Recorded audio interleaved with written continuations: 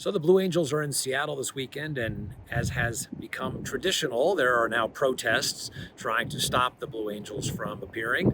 One of the arguments that got thrown in is that the Blue Angels emit too much CO2.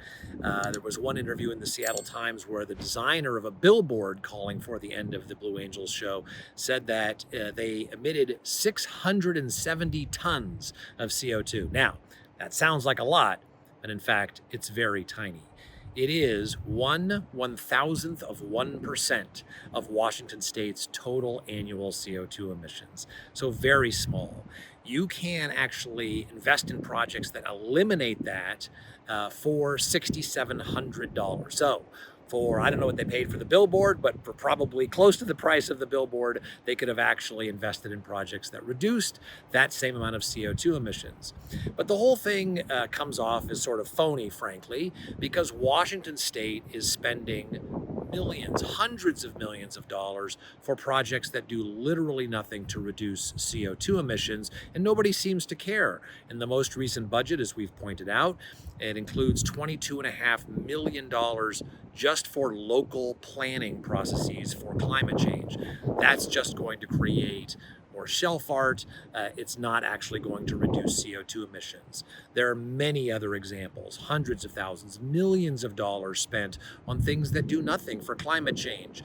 But rather than focus on those things, which are sort of mundane and boring, it's much more fun to point at the Blue Angels, to show how righteous you are, to create a billboard saying that you're opposed to CO2 emissions and militarism, rather than actually doing something to help the planet, to reduce CO2 emissions, to reduce the risk of climate change, whatever level you think that is, whether you think it's minuscule or catastrophic.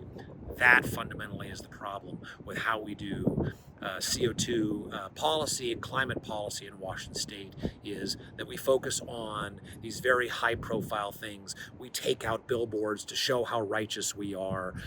We virtue signal. But what we don't do is actually measure results, prioritize results, demand that every dollar we spend yields the greatest environmental benefit. Markets do that. Markets require you to achieve results, and if you don't, you find a better way. Politics doesn't, and that's why Washington State's environmental policy, not just in climate, but in so many other areas, is failing. And the purported concern, and I would say phony concern, about the CO2 emissions from the Blue Angels is just another great example of that.